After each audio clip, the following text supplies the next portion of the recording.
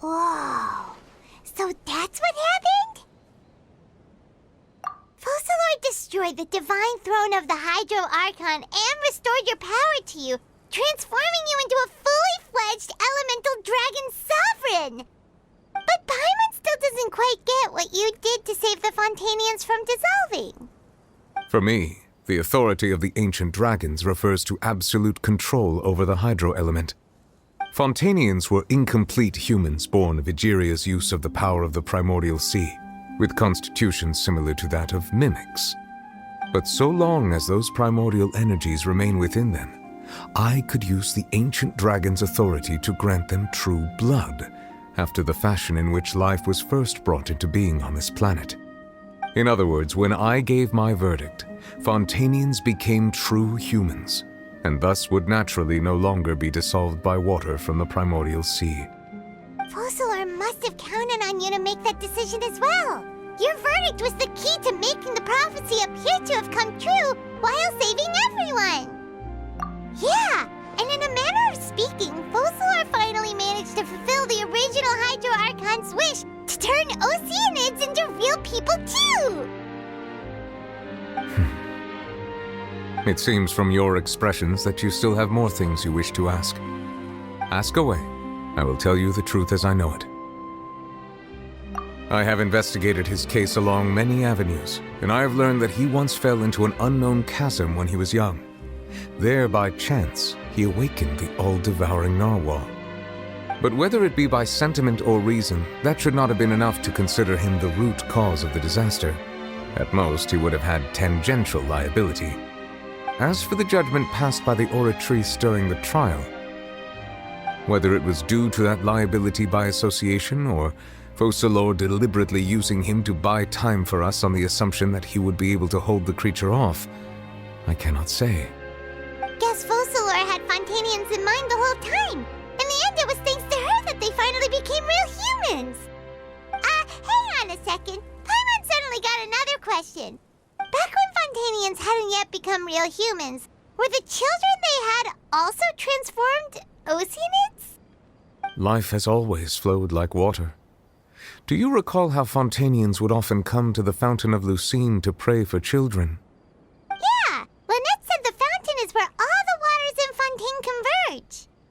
In truth, even those couples did not know that such prayers were no mere custom, but instead a form of ritual. Those Oceanids who were blessed within the spring water would later descend as new humans in the coming months. Paimon sorta gets it now. Either way, seems like this ritual won't be of any further use, but it'll probably live on as a local custom. Ask away. I will tell you the truth as I know it. Yeah, about that. Risley said Furina has already left. What's that all about? Ah, Lady Furina. The people are only aware that her death sentence has not been carried out. She abdicated the post of Hydro Archon and left affairs related to that title to me, before leaving the Opera House. I related Foçalors' words to her faithfully and completely. After hearing them, she seemed neither saddened nor comforted. She simply said that she was tired and needed to rest. Having said that, she then packed her things and moved out of the Opera House, not unlike how an ordinary person might. But she's still got a place to stay, right? You need not worry. I will make arrangements to ensure that she will not want for food, clothing, board, or travel. In truth, I am somewhat happy for her. The wear and tear on her spirit will, of course, take time to heal. But now that she no longer has to play the role of Foçalors the Hydro Archon, she can finally lay down her burdens and lead a normal life. What about you then? What are your plans now that you've regained your full powers as the Hydro Dragon? After Foçalors passed on, the oratrice also ceased to function. This matter will directly affect our trials. After much careful consideration, I've decided to take over its role in our courts. From now on, I shall hear cases and pass verdicts by myself. Looks like you're still considering stuff from the perspective of the Udex, huh? As an elemental dragon, there are indeed many things that I must do. But this power and this duty, in a manner of speaking, you could say that both were granted to me. As such, before I attend to my other responsibilities, I must first and foremost continue to serve Fontaine as its highest judge. The duty of the Hydro Sovereign and the duty of the Iudex shall coexist within my person. Additionally, the Hydro Archon's departure has brought about another problem, which is that the Opera House shall no longer produce indemnitium. That's true. That power was derived from the people's faith in the Hydro Archon, wasn't it? Wait, but the various mechs and machines in the city are all still okay. Where are they getting their energy from? As I am now, I have full command over New Musia, and it can serve as a complete substitute. Another reason why I cannot quite leave Fontaine immediately. Wow. This ancient dragon's authority stuff is really quite useful, huh? Ask away. I will tell you the truth as I know it. Oh, that's right! They say you've given it to the knave as a diplomatic gift or something! Leaving aside their intentionality, the two Fatui Harbingers have indeed done much for us during this crisis. Their sole remaining goal in Fontaine, at least at this point, would seem to be the Gnosis. The Oratrice has ceased to function. The Hydro Archon's divine throne is now no more, and I do not need the Gnosis's power. As such, it has lost all meaning for Fontaine. If the Fatui have impure designs, then we might as well accede to their request now, and avoid unnecessary conflict. What complicated considerations! Paimon thought you were just giving it to them out of gratitude to the knave and as an apology to Child. Ask away. I will tell you the truth as I know it. You will soon be heading to Natlan, I presume. I'm afraid that I have little talent as a travel guide, so all I can do is tell you what I know about that land. As far as I'm aware, Natlan can be said to be a nation of dragons. A nation of dragons? You mean like you? No, I suspect that I would not find myself welcome there. Unlike ancient dragons such as myself, the dragons of Natlan have undergone long years of development and evolution. Large numbers of them have entered a form of coexistence with humanity. Natlan is also the nation of war. War ravages those lands like an undying flame. There is one other piece of information I got incidentally from my negotiations with the knave that I believe may be useful to you. The harbinger known as the Captain has thrown his hat into the endless ring of war. The Captain. Sounds like a real tough customer. Seriously, everywhere you look, there's a Fatui Harbinger doing their thing. I suggest that you fully prepare yourself before going to Natlan. In the meantime, Fontaine's doors will always be open to you. Ask away. I will tell you the truth as I know it. Hang on a sec. Paimon's still got a question about the Gnosis. When we spoke to Linny earlier, he mentioned that your attitude towards giving away the Gnosis had clearly changed. We guessed that there might be some reason for it that only you were aware of. No wonder the House of the Hearth is the Fatui's intelligence division. They are certainly sharp. So regarding this specific issue, I was just getting ready to share something with you. What is it? In truth, I exchanged some further words with that lady named Skirk after sending you two back to the surface. It went something like this.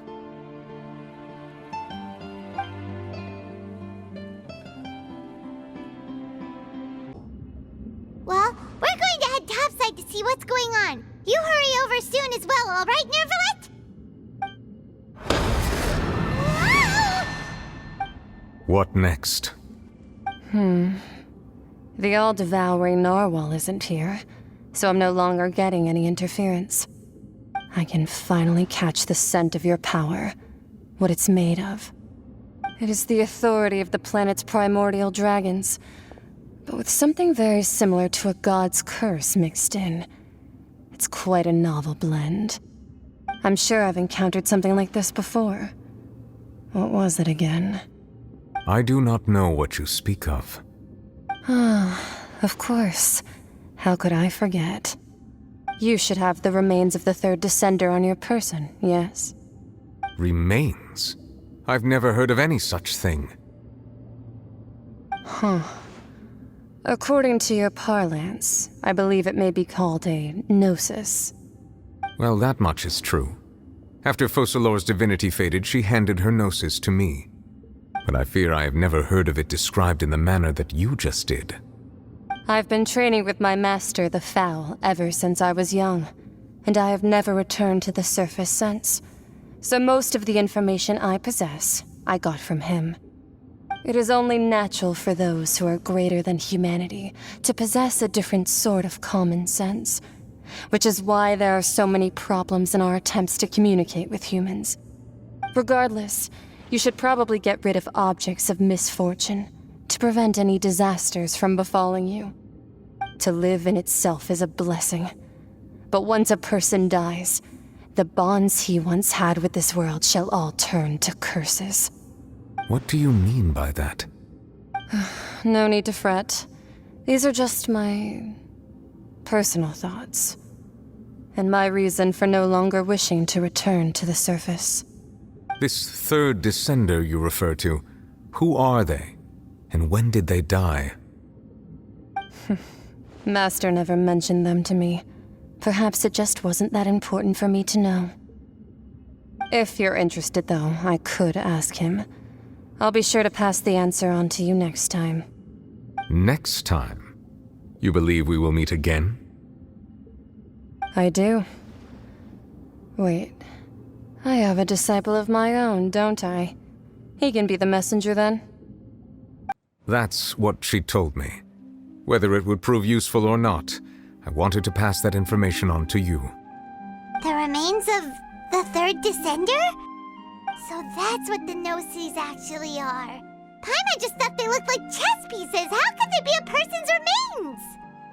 All the same, assuming that there was no misunderstanding or special metaphor at play, that is what she meant to say. And she said that it would bring misfortune and that you should check it, which is why you gave it to the Fatui. If she speaks the truth, then I would simply be putting Fontaine at unnecessary risk by keeping it here.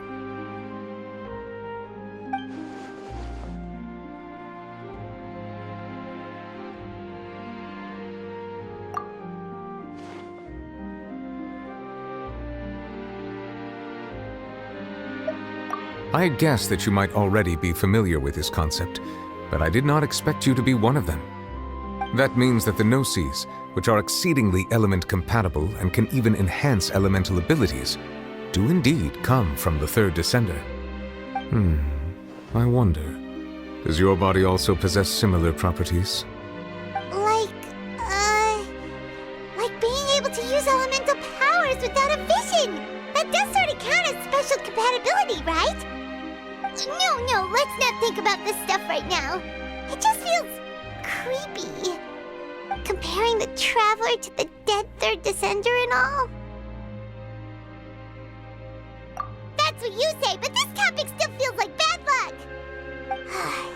Once Child recovers, let's get some more answers out of him. Or go look for his master and get the answers that way. I too believe it unwise to make too many blind guesses when information is lacking. The same is true of being at court. All right. Whatever the case, it seems like the crisis here in Fontaine's over for now. Yes. All of Foçalors' efforts were for this moment as well. But she sacrificed herself in the end as a god, and she suffered through all those years as a human. Was that really what she wanted? I suppose that would be the mystery of a god's will. I suspect not. But once in a while I too would guess that if wishes were like the clouds in the sky, they will one day return to the earth as raindrops. Life flows like water, and rain is the final answer. The water levels may sometimes tilt one way or another, but the rain falls fairly upon all. And what ultimately is the difference between the rains that fall upon all of us?